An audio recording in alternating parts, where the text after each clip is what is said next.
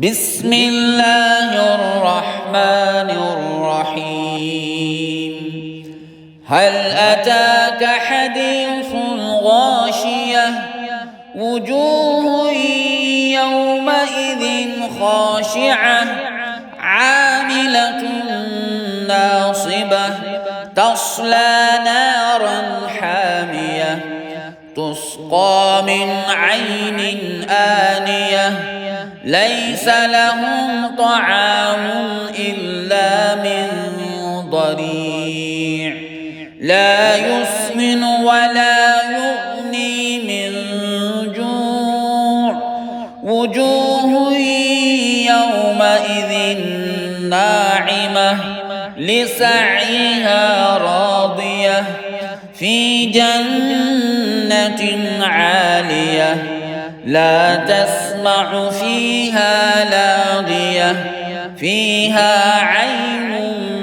جارية فيها سرر مرفوعة وأكواب موضوعة ونمارق مصفوفة وزرابي مبثوثة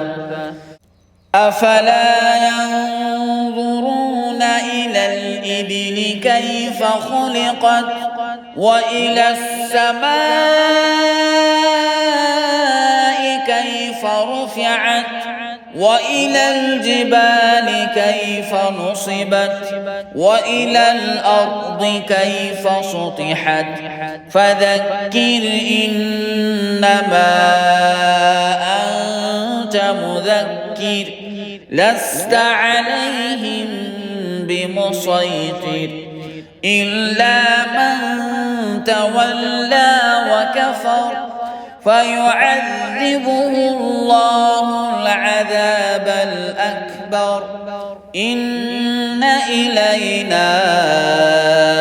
إيابهم ثم إن علينا حسابهم